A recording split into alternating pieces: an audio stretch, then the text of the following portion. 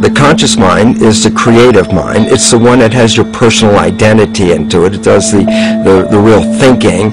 And then there's a subconscious mind. Well, there's no entity in it. The subconscious mind is the equivalent of a tape player. It records behaviors, and then at the push of a button plays a behavior. It's automatic. It's a very convenient thing, because then we don't have to relearn all the time. Once you know it, you can make a pattern. The problem is that the basic patterns of belief and behavior that are programmed in the subconscious mind came from our teachers, primarily our parents, our family, and our community. So most people don't even understand how easily we're influenced by our environment.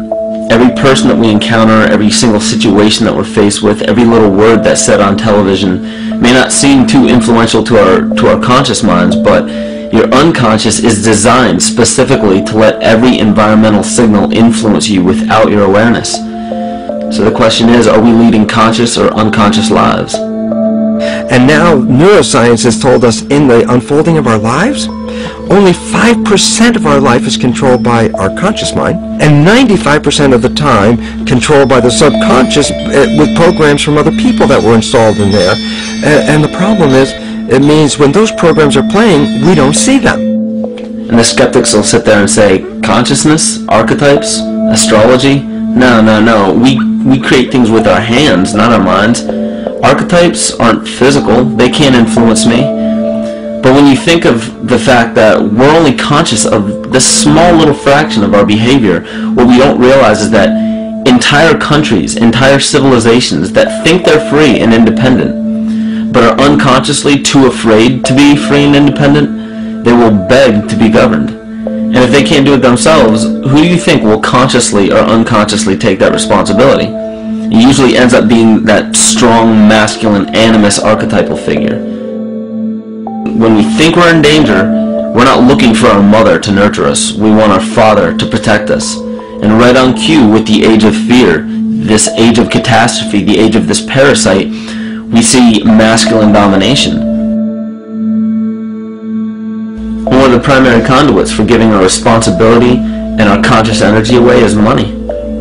We surely don't want to admit that our dependency on money is flawed, because that would imply that the fault is our own, and God forbid we take responsibility for our lives, so we blame the money.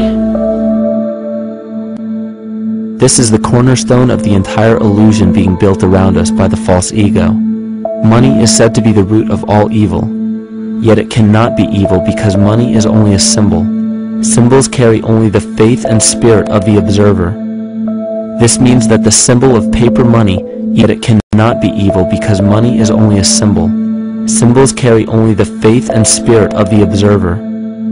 This means that the symbol of paper money evokes and surfaces the evil intentions and inherent flaw of our false ego. Money only exists because we agree to accept it as valuable. And to further illustrate our incapacity for freedom, we've given the control of our faith-based money to a private corporation instead of the federal government.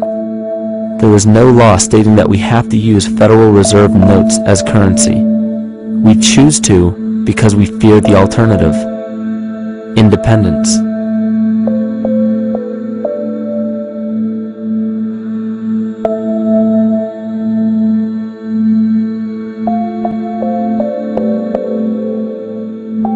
But it's not even really about money, it's about energy, because money is simply this material thing that allows billions of people to crave just one thing and put their energy into the same thing.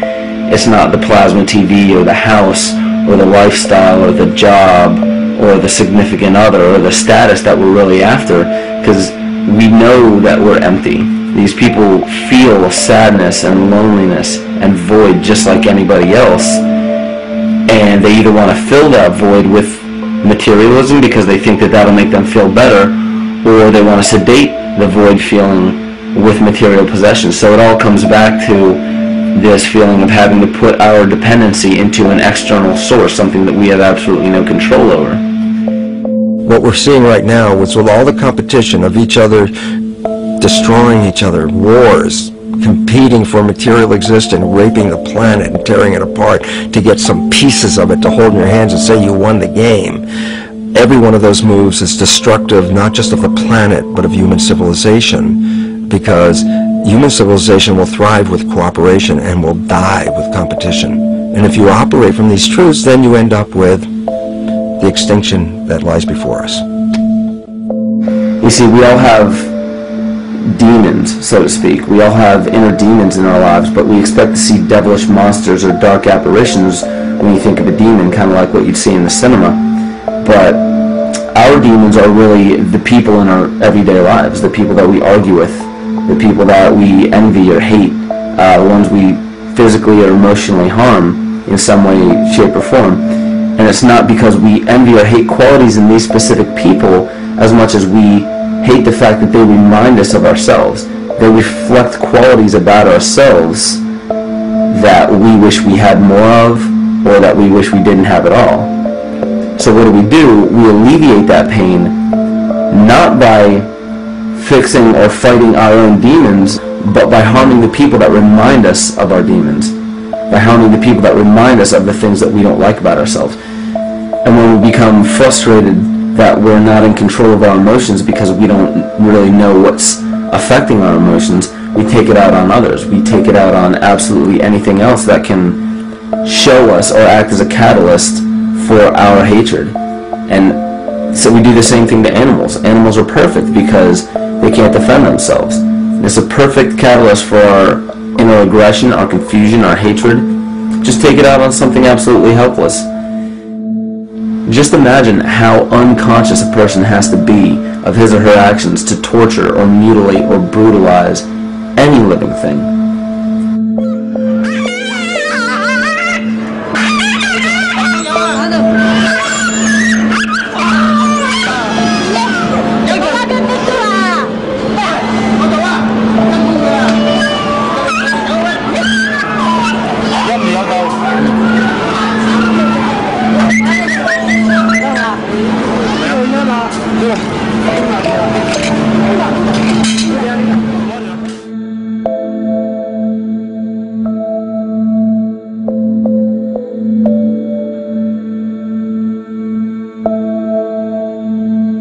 It goes down, and he'll be here, and we can, ouch, God, Bit you. look at his tail.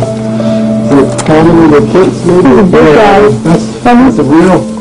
Think of the lack of compassion you must have towards life in general to be able to feel no semblance of sympathy towards entire populations, let alone just individuals or individual animals, entire populations of species that are bred specifically for the purpose of commodity.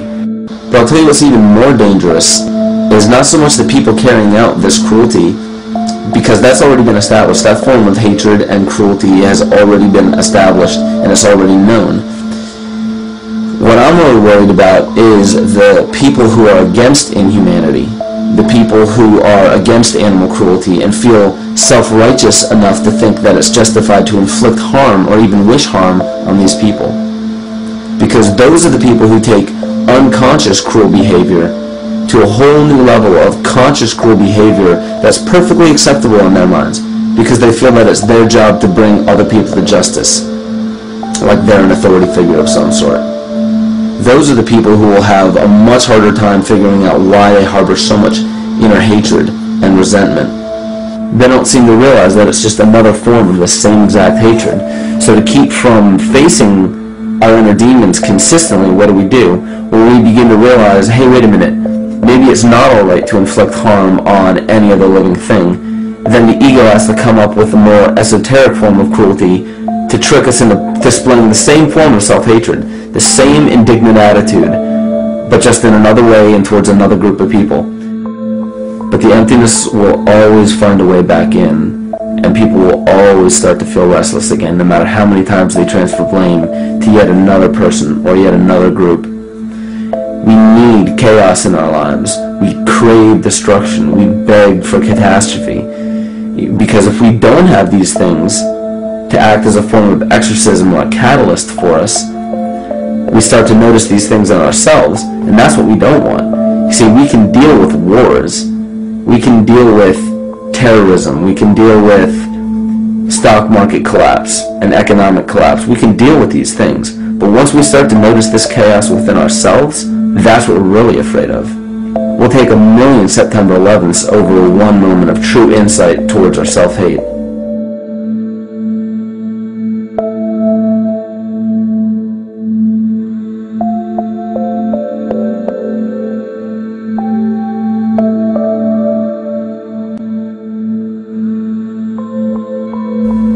And you know, the most interesting part of all of this is we encounter things every day, every single day, that we either accept with open arms or that we reject violently. The interesting part is not really what we're accepting or rejecting as much as what it is inside us that makes us feel compelled to a certain thing or repelled from a certain thing. There's this fundamental dual behavior of muscular strength or weakness, attraction or repulsion. And what's interesting about this is when you realize that consciousness, awareness, that intangible essence that animates all matter into what we see around us as life, that is where you will find the origin of this dual behavior. It's been explained as the inhalation and exhalation of Brahma, the contraction and the expansion of Ahriman and Lucifer in an anthroposophical setting, the active and the passive qualities in electricity, the masculine and feminine qualities, yin and yang, existence and nothingness. These are all ways to explain the same behavioral process that begins with awareness, it begins with consciousness. And if you get rid of all the images and concepts in our minds of these sayings in your head and just try to feel the difference between the two polarities, you'll begin to notice that all of the different scenarios and possibilities that are playing out in the world all spawn from this common origin. You'll have 1,000,000 people telling you why the Bible is supposedly the Word of God and that you should follow it word for word. And then you'll have another 1,000,000 claiming that it's a form of mind control and not to believe any of it. Everybody will tell you to beware of this or watch out for that. This is good information, this is bad information. And I just have to wonder, what makes anyone an authority figure enough to say that something is true or false? And why are you denying or accepting anything based on the suggestion of another person? Why aren't you making that decision for yourself? Information is information. There's no such thing as good or bad information. It's all what you do with it. I say let everything be your Bible. Give every piece of information, every person, every event or scenario or situation an honest and open mind. Because then it's your responsibility to respond to it in the way that you choose. Not following the herd, not following convention, it's your responsibility. And that's the point when, no matter how many people tell you you're wrong or right, you're not dependent upon their approval. If we at least question our own actions, question our own thought process, and make a conscious decision to what we feel is right every single day, that's what I believe to be divinity. That's true shamanism. And that, to me, is what it really feels like to be alive.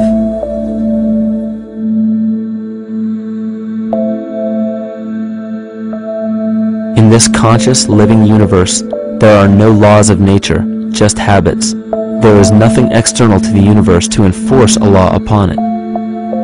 The illusion of a fixed law of nature is only the result of there being no need for that habit to be broken. When habits need to be broken to ensure the survival of the organism, we see this event in nature and call it evolution.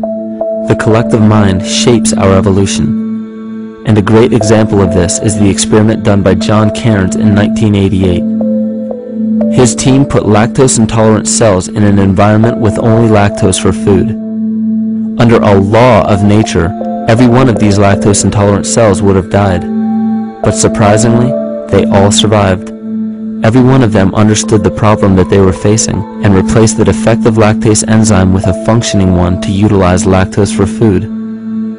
If a cell has the ability to decide how and when to evolve because it's facing extinction, then anything can. The existing beliefs are that a human body is a biochemical machine controlled by genes, and therefore the behavior, emotions, and character of our biology, our health, our lives are controlled by genes which we don't control. So this is what we taught people. You're a victim. Genes control your life. You didn't pick them. You can't change them. The genes you end up with program what's going to happen. My experiments on stem cells, which I started in 1967, I'd isolate one stem cell, put it in a petri dish, and then it would divide every 10 hours. So I took all the cells, split them up into 3 groups, and then just put them in 3 petri dishes. And then I changed the growth medium, the constituents of the environment, in each of the 3 dishes. In one dish, the cells form bone. The second dish, they form muscle. And the third dish, they form fat cells. What controlled the fate of a cell? And the first thing you have to say is, well, wait, they were all genetically identical when they were put in a dish. So obviously the genes didn't control it because they all had the same genes. What was different was the environment. And all of a sudden in my career, it said, oh my gosh, here I am teaching genes control life, and the cells are telling me genes respond to life. And since you can control the response, you can control your life. It's how you read the environment, how your mind perceives the environment. And if you understand this, then you could lead yourself to the most wonderful expression on this planet, to be fully alive and fully healthy, just how you respond to the world.